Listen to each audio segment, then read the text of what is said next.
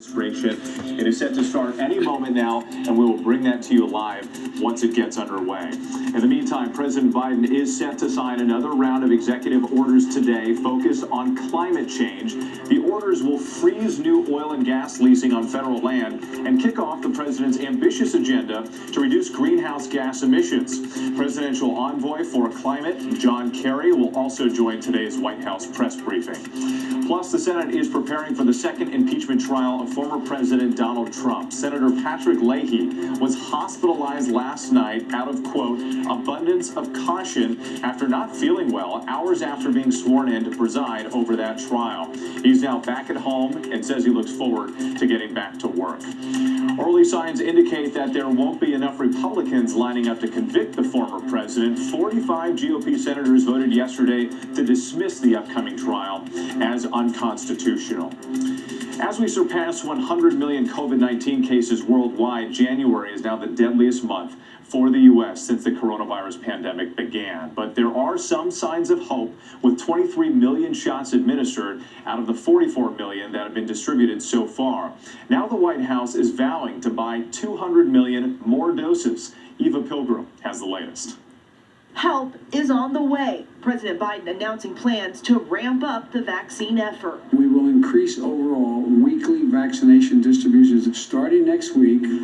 That's an increase of 1.4 million doses per week. The plan includes buying an additional 100 million doses of both the Pfizer and Moderna vaccines, bringing the total available doses to 600 million, enough to vaccinate 300 million Americans by the end of this summer. The Biden administration also vowing to give local officials a supply forecast so that states can prepare adequately. This is going to help make sure governors, mayors, and local leaders have greater certainty around supply so they can carry out their plans to vaccinate as many people as possible. There may be more hope on the horizon. Johnson & Johnson is expecting results on their single-shot vaccine as early as next week, putting them on schedule for possible emergency use authorization by mid-February. That would add an additional 100 million doses to the U.S. arsenal by the end of June. Our thanks to Eva Pilgrim for that report. Now to Wall Street, where a new wave of independent investors is shaking up the stock market and taking on big hedge funds. Amateur day traders are sending stocks soaring to new heights. But the big rewards come with high risk. Chief Business and Economics correspondent Rebecca Jarvis has more.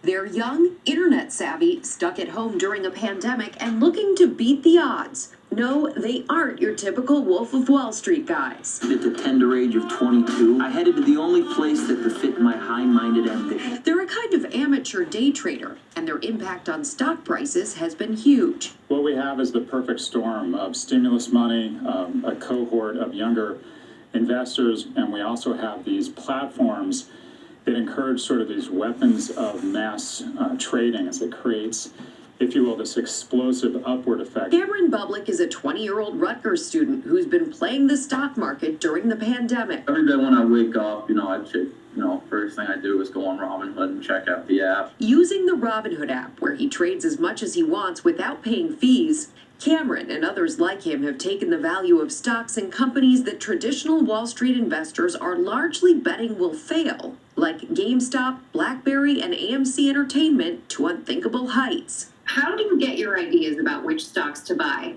A lot of it, to be honest, is very impulsive. A lot of what people do is basically, gambling on this. He also gets ideas about which stocks to gamble on through a community on Reddit called Wall Street Bets, followed by nearly 2.4 million readers who spend 24/7 talking about stocks of companies like GameStop. The posts include everything from satire to strategies like bankrupting institutional investors for dummies, featuring GameStop. The hope is that they can drive up the price of a company and then cash out. They're pulling it up by posting about it, more people buying it. Do I think that GameStop is worth, $220 a share? No, I know personally near where I am, I've seen probably 4 or 5 GameStops shut their doors within the last year. The stock's only worth as much as people think it is. Their efforts to game the system sometimes pay off.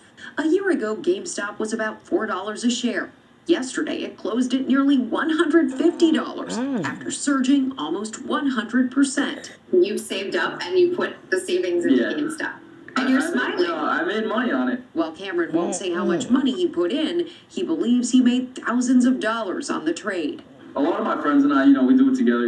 It's kind of almost like a game to me. I love to be up. I get upset when I'm down, obviously. In the process, Cameron and the army of people buying GameStop shares have caused serious losses for some traditional Wall Street speculators. Now, a handful of industry leaders are calling for an investigation because of the angry mob that's formed against them. This game, perhaps as entertaining as it is risky. Well, I would approach it the same way you approach it going into a casino, and that is you're not investing, you're gambling. And the history of people building economic security through this type of trading activity is pretty rare. Even those playing seem to know the odds won't always be in their favor. I've seen people lose their life savings or college funds, not be able to pay their loans off. I never want to put myself in that position.